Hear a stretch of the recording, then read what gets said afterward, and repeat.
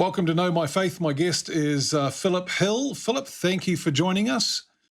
Thank you for having me, Rob. It's an honor to be with you. Yeah, it's good to be with you too. You are very much involved in evangelism, but what we're interested in at the moment in this podcast is Jewish evangelism, particularly for our people who host Israeli travelers as they come through different countries. And I know that you've been involved in teaching people how to witness to Jews. Yes, this has actually been a passion of my heart now for several years. And I actually had the opportunity to participate with the family hosting Jewish tourists in New Zealand. So I've seen firsthand how it works. And I think it's a tremendous model, an amazing opportunity, because it's always very attractive when you're offering free hospitality. Yeah. And to have someone in your home and someone experiencing hospitality from you is just in itself a very welcoming gesture. And it just provides a tremendous opportunity to share the most important thing you can share with them, and that's the gospel. So I'm very grateful to see this model really happening in various places. So there's a right way and there's a wrong way of doing it, and I know just from talking with you, and we were talking with a couple of others, that you have some keys that can help us to not do it the wrong way. Right. Yeah. I would probably say there's a wise and an unwise way to do it, just simply because God in His graciousness, He can overcome our shortcomings at times to yet still reach someone. But you're exactly right. There is a way, I think, that's very effective. And when I say effective, it doesn't necessarily mean they walk on water and you win them in every case, but you do what I like to call putting stones in the shoes and really, really giving them something that's going to stick with them, that's going to prod their conscience. Yeah. And really challenge them to think about the truth of the gospel. And by the grace of God, hopefully respond. And when we are sharing with Jews, it's very important that we, first of all, discern which type of Jewish person we're dealing with. And by that, I don't mean an Ashkenazi or a Mizrahi or a Sephardic Jew. I mean specifically, how do they understand their Jewish identity? And that will probably be indicative of whether or not they are a Jew who's actually theistic or not. Yeah. And so whether or not they believe in God, how they understand Jewish identity, how they embrace it, these are important things you want to discern, because your presentation of the gospel to them will need to be tailored accordingly to that understanding of their Jewish identity. Because not all Jews trace their lineage back to Abraham. There's the very secular side, isn't it, that says, well, Abraham was just a myth, but we come from this and that. Absolutely, yeah. I actually remember sharing with the guy once, and this is exactly what he said. You know, every culture or ethnicity, he said, needs a sort of historical myth to base their sense of identity upon. And so in his understanding, all of the Torah history about the beginnings of Jewish identity were just simply myth, but yet still he passionately embraces that identity. Yeah. So, yeah, absolutely. Because Jewishness is very, very different. There are those who are, if I can say the word simply, descended from Jewish people. There are still proselytes who become Jewish. It's not a national identity, because you can be a French Jew, or you can be an Israeli Jew, or a New Zealand Jew, and you can either be religious or, as we've just said, completely atheist and not believe in any God at all. And for those that are, because most of our travelers are coming straight out of the IDF, they're young people, they've done their term with the IDF, they want to hit the world, they come around, and they can be every stream of Judaism. Right. I think there are three major categories, or the three general categories, I should say, of how the identity is perceived. And that would be a nationalistic identity, a religious identity, and ethnical cultural identity. And they tend to embrace one of them. In some cases, for example, your religious, let's say Sephardic Jews, or your religious um, Jews in Jerusalem, for them it will be all three. Yes. It's a religious, it's a national, and it's a cultural identity. But if you ask a Jew in Tel Aviv, for example, it just may simply be something nationalistic. I say sometimes, if you considering just how, for example, some religious Jews won't even recognize many Jews in Israel solely because they don't have a maternal Jewish parent. Yeah. And in that case, they're not perceived as Jewish unless they go through a conversion process. And many Jews in Israel fall, and not just in Israel, around the world, they fall into that category. So even within Israel, there is this sense of, well, you may be more or less Jewish, depending on whether or not you have maternal Jewishness in your blood. Yeah. So if you take a Jew from Jerusalem, a religious Jew from Jerusalem, and let's say a secular Jew from Tel Aviv, and you put them in a room and put up the question, who is a real Jew, you might not have two Jews in the room. Yeah. It reminds me a little bit of a gentleman I met here. I actually met him off an American warship. We used to host some of the sailors to parties years and years ago. And he was taller than me. I'm 6'3". He was taller than me. He was a big black guy. And I said hi to him, and he goes, "Hi, boyo," with a Welsh accent. And I'm going, so, you've got African American, but how about African English, or African French, or well, which one's the real descendant from Africa? And the answer is all of them.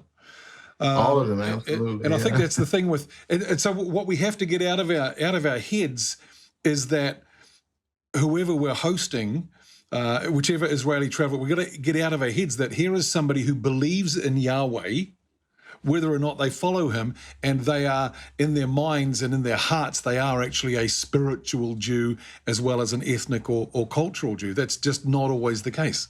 That's not always the case. And I would say, for example, if you were in Tel Aviv, probably that is not the majority. That's probably a minority. Of the majority in Tel Aviv probably are non-religious. Yeah, it's a very secular city. Agnostic.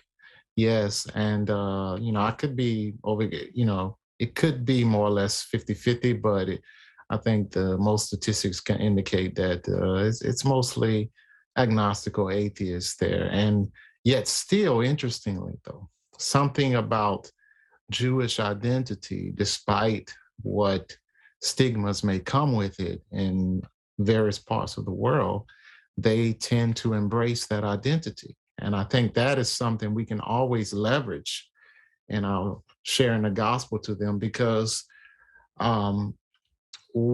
even though some of them may regard the history of the identity as mythological, yet still it is a myth, or I shouldn't say it is a myth, it's the truth. Yeah, we know it's the truth. We know that, yeah. It is the history of that identity is a history of a man and his relationship with God. And so the identity itself traces itself to God, the Creator, and a relationship, a special relationship with him. And therefore, that's something that about Jewish identity that you can always leverage with the Jew, regardless of whether they believe or not, just simply to make the point that even if you regard it as a myth, well, you are embracing an identity that is yet still an identity that's rooted in a relationship with God. With the Creator, yeah. Yeah. What are some of the unwise things that we do when talking to Jews? Yeah, well, you've already touched on one of the unwise assumptions, and that is assuming that they just believe Yeah. in God. And I think another one would perhaps be um, rushing to uh, the New Testament. Um, I sometimes like to think of the New Testament as the commentary on the Old Testament. So I'm reluctant to say that because, in a sense, it really is the greatest commentary ever written. It's the greatest I've said comment. for years that the New Testament, I mean, the bulk of the New Testament, apart from the Gospels and Revelation, is Paul's writings, and pretty much Paul simply explains the Tanakh in the light of Yeshua being the Messiah. Absolutely, yeah. This is absolutely. So it's the greatest commentary ever Yeah. written, and but what I mean is that we there's a tendency, just to drop in a John 3:16 Yeah. without giving context. I often say when I'm teaching Jewish evangelism that before John 3:16, there's John 3:14 and John 3:15, and Jesus is really basing that truth on the experience in the wilderness with the bronze serpent. Yes. So even Jesus gives us John 3:16 in light of the book of Numbers, where the Lord provides salvation to his people while they were under judgment. And that model in and of itself, that example in John 3 should be instructive for us that and how we approach sharing with the Jew, because the Torah, the Old Testament, however you want to refer to it, the Tanakh, is something one they're very familiar with. Yes. And Because they actually, um, even if they're not religious, they actually get that taught in school. absolutely. So there's a strong affinity to it just through their upbringing culturally. And so it's very familiar. And um, it also is kind of surprising to many of them when they encounter a Gentile or a non-Jewish person that knows it quite well. Yeah. Yeah. So I think one of the unwise things we do, just to answer the question clearly, is that we underestimate the impact and the of the Old Testament. We underestimate how important and how powerful it can be with engaging in conversation with a Jewish person and letting that be our launching pad Yeah. for a presentation of the gospel. So the Old Testament is a gold mine. I mean, it really is where where I think it's wisest to start your delivery of a gospel presentation to a Jewish person. Well, that's where Paul started all the time, wasn't it? He went into the synagogues, to the Jews in the synagogues, and reasoned with them from the scriptures, from the Old Testament, proving from the Old Testament that Jesus was the Messiah. Yeah, absolutely. If we just actually surveyed and do a New Testament brief survey now, we'll see it throughout the New Testament. Matthew 1, if you got the genealogy, with all of the references back to the Old Testament, connecting the dots and showing that this happened and to fulfill the scripture that Yeah. said. You go to Romans, Paul says in chapter 1, the gospel that was preached beforehand. Yes. So he's even Yeah. saying that this gospel I'm presenting to you is not something that I invented. It's not something new and novel. Yeah. It's been preached beforehand. I'm clarifying it and uh, explaining more of how it's been fulfilled. but it is an old gospel Yeah. that is really being fulfilled at this time. And onward throughout the New Testament, you see the constant references of the gospel that was preached beforehand, Yeah. that was foreshadowed, that the apostles and Jesus are now delivering the truth Yeah. of his fulfillment. So that is really how they presented the gospel. And that's why like we were just saying, this is the greatest commentary Yeah. Yeah. on the Tanakh. On the Jewish scriptures, which we need to know. My wife and I use the complete Jewish Bible for our devotions, and I love the fact that in the New Testament, in all the Old Testament quotations are in bold.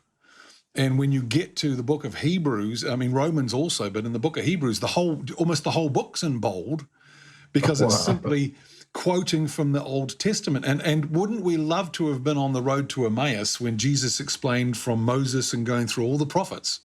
Absolutely. Could you imagine? That's one of my, I shouldn't say disappointments, but I really wish we would have had that Bible study. Yeah, why didn't they have a Scripture. camcorder? It's interesting. I was just thinking when you were talking about John 3, we use John 4 and the woman at the well an awful lot when we talk about situational and cultural evangelism. And Jesus met her where she was. But we forget, and you've only just brought this to mind because of what you just said. Jesus used exactly the same thing with Nicodemus in John chapter 3. It was cultural evangelism. He took Nicodemus where he was and then presented himself as the Messiah. Yes, absolutely. And he understood their familiarity with the scriptures, and particularly cases in which God accomplished salvation for a sinful people. Yep.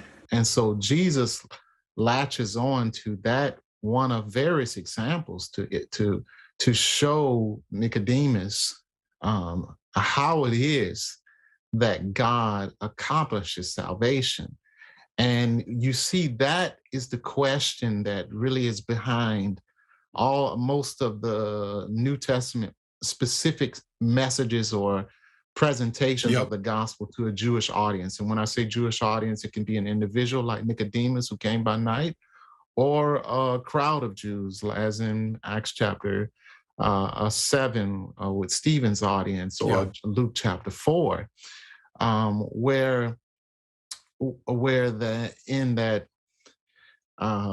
the question behind it is, how is it that God is accomplished salvation? And they refer to Old Testament examples of God bringing about deliverance or forgiveness in cases where the people were either in sin of their own or in bondage. Is this still a question there that is in the Jewish consciousness? How can I be saved? This is one of the things we have to, I think is important to understand in Jewish evangelism especially, but evangelism in general, is getting people to start asking the right question. Let me give an example of this. In Matthew 22, Jesus, I believe it's chapter 22 or chapter 21, but Jesus raises the question, what do you think about the Christ? Now, this was just after they tried to test him. Whose son is he? And whose son is he, right? And they say, oh, that's an easy one.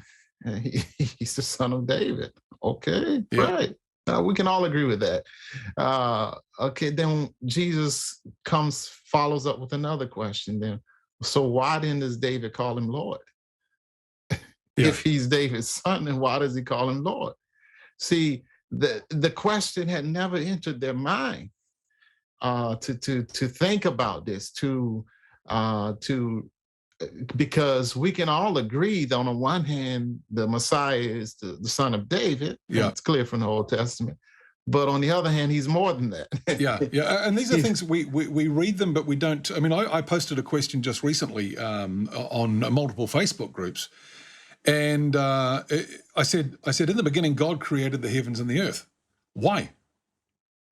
Why did an all-sufficient God who was quite happy in himself, he didn't need to create anything, and we can read it and go, hey, yeah, in the beginning God created the heavens and the earth, and we read on, but we never stop and ask the question why. So what Jesus is doing here is he's putting one of those questions in and say, actually stop and think about what you believe. Yeah, and the fact is that most people are living life asking the wrong questions. And so one of the most uh, important things you can do for anyone is to get them to start asking the right Yeah. questions. Parents go through this all the time with with children, and but especially in evangelism, you see this in the New Testament where they are trying to get their listeners to ask the right question. If another example of this, one of the most powerful passages I think for sharing the gospel to Jews is Daniel chapter 9, I believe, chapter 9 or chapter. With the coming of the prince and the destruction of the temple. Yeah, and one of the things about that passage is that, first of all, it's clear that there will be a destruction of the temple. It's clear that there will be a call to rebuild it, right? Yeah. And then there will be the Messiah will be cut off before the destruction of that temple. And so if you have the Messiah being cut off, and then you have the before the destruction of the temple, the second temple, so you now have changed. If you can demonstrate this, and I remember sharing this with a Jewish guy somewhere in the world, and he said, he said, "Whoa!" He was a religious Jew. He said, "This is the strongest evidence I ever seen for Jesus as the Messiah." But basically, what happens is, in many of the minds of Jewish people, especially religious ones, they believe in a Messiah to come. They are technically messianic in the sense that they have a hope for a Messiah to come. But what you do when using a passage like Daniel chapter 9, for example, is in their mind, the question is, who is the Messiah to come? Well, Daniel 9 changes that question to who is the Messiah who came, when you show how the Messiah had to have been cut off before the destruction of the second temple. I don't know anyone that disputes that happened in 70 AD. So therefore, you are able to establish that the Messiah had to have already come. So now you have a question of, okay, then, well, if the Messiah has already come, then who was he? And I think with that situation as well, you again, when we're talking about wisdom, you have to allow them to make discoveries for themselves. You show them the passage and say, what is the passage talking about? Well, it seems to be saying that Messiah will come, and after Messiah comes, the temple will be destroyed.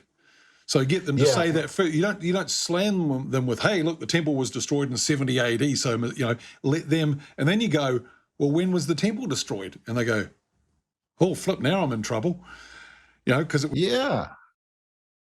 Yeah, absolutely. And this goes back to, the first question you raised about what are some of the unwise things we do.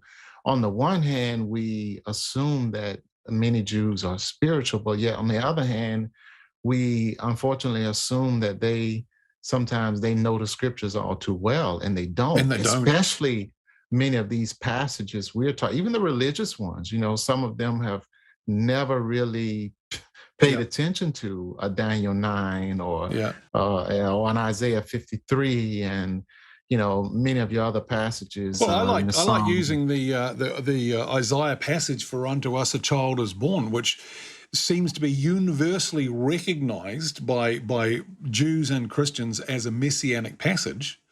And unto us a child is born and a son is given, and his name shall be called what? Almighty God, Everlasting Father. And you go, hello? Absolutely, yeah.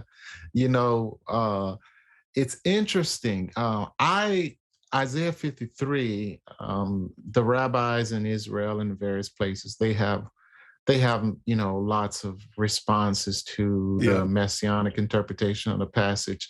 And personally, I don't use that passage that much in my sharing of the gospel. And I'll explain why briefly. It's certainly a great passage. It's Yes, that's the valid, suffering and servant by passage. all means use it.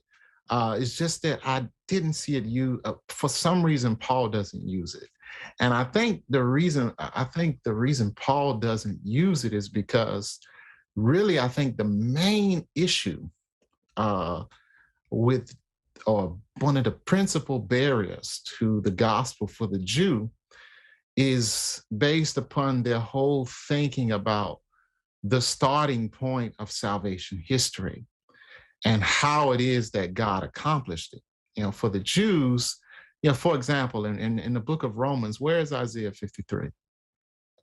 Yeah, It's like, it's why, missing. why not? Why is it that in Paul's, magnum opus presentation of the Yeah, gospel, especially with a Jewish audience, there was a Jewish Gentile mixture there in that church, but clearly he's emphasizing some points to his Jewish audience. Why is Isaiah 53 lacking there? yeah. Well, he's clearly presenting the gospel and he has a Jewish audience. Why no reference to the sort of golden Old Testament passage for sharing the That's gospel to interesting. the Yeah, Jew? interesting question. And because I think Paul realized that it was more that if you can get the Jew to recognize the starting point of salvation, or this question of how it is that God accomplishes salvation, if you can get them to move back from Exodus 20 back to Genesis 15, then Isaiah 53 is so easy, much easier to just accept, almost perhaps automatically, because Paul's doctrine of justification by faith is not unique to him. In fact, that's why in Romans chapter 4, he's emphasizing, look at what God did in the case of Abraham. Yeah. This is where it starts, my Jewish brothers and sisters, not at Exodus 20. Yeah. And so I often talk about what I call Jewish replacement theology. I'm not talking about the standard idea or the common idea of replacement theology, where you have the church replace Israel and this concept of replacement theology. But there's actually what I call a Jewish replacement theology. And what is that? That is that Moses replaces Abraham and that Mount Sinai replaces Mount Moriah. And for Paul, this was the critical thing. If you could undo this in the conscience of the Jewish people, then all of these other passages and other revelation about the gospel and the Messiah will be much more easier to embrace.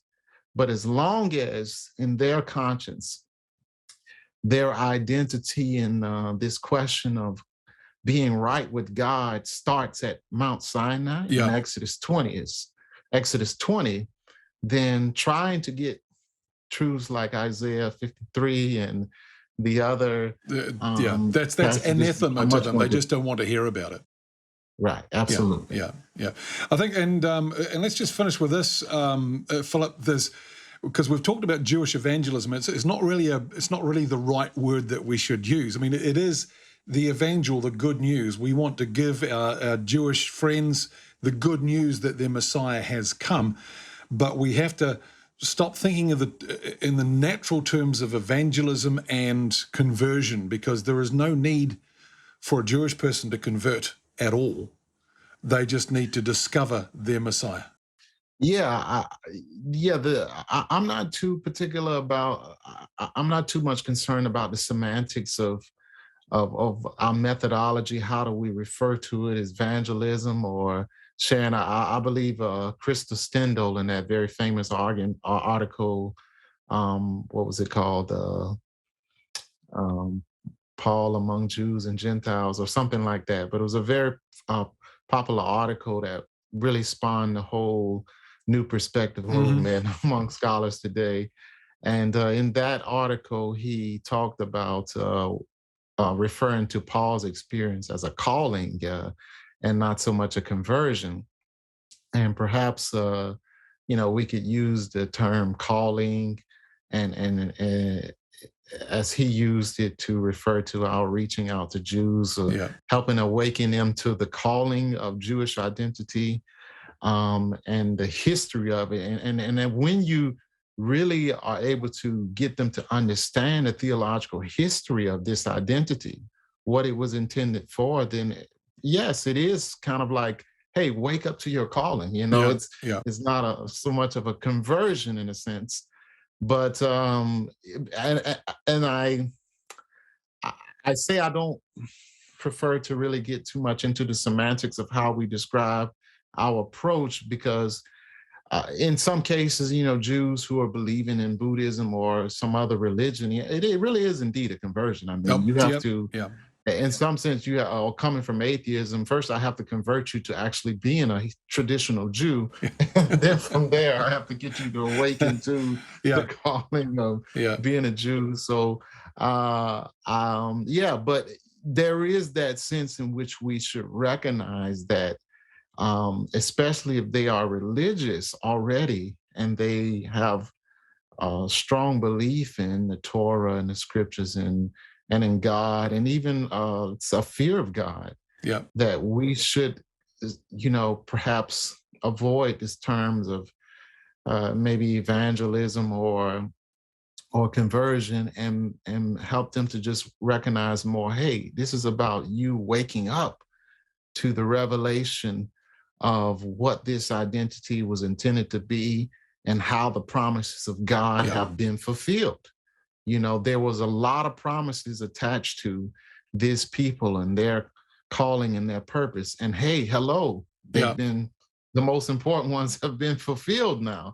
Wake up, accept this, and embrace this. I read something recently on, because somebody was talking about the 6 Day War and the War of Independence and everything. And I read something recently. It was a secular report on the Gulf War and the number of Scud missiles that were fired into Israel. And the official scientific reason or term given to why no damage was done was lucky. All the missiles that they couldn't come up with any scientific reason why none of those missiles hit or damaged anything majorly and why people weren't killed. The scientific reason is lucky. We go, no, that's the God of Israel looking after his people. Philip, is there anything I have that we haven't talked about that you think may be important to our host or to our viewers and listeners about speaking about Jesus to Jewish people? Yeah, well, I'll just go back to the thing of discernment. This is very important. I think at the outset is discerning, where the Jewish person is as far as their beliefs about God and the scriptures. And those conversation starter questions are important, because, one of my favorite questions I love to encourage people to use when I'm teaching about sharing the gospel with Jews is just start with that basic question, but I think it's a powerful one. And it really opens up a very interesting discussion that usually will get you to the question about God and truth. And that is, what does it mean to you to be Jewish? Yeah. I think that's the most important, that's one of the best discernment questions you can ask without it being so overt. It's not in your face. Yeah, all in your face. Yeah. What does it mean to you to be Jewish? And usually their response to that question is going to reveal to you whether or not they're religious or just completely non-religious. And you can learn so much from them about them just based on response to that question. And that's going to help you in the discernment process. And so once you discern based on their response to a question such as that, that they are religious, whether if they say being Jewish to me means believing in the Torah, the religious ones following the Torah, almost all of the religious ones are going to say this. So okay, I don't need to start with okay, God exists. I don't. We're past that. But Yeah. if they say, oh, it just the different cultural things and traditional things, then more than likely this person is not a believer in God in general.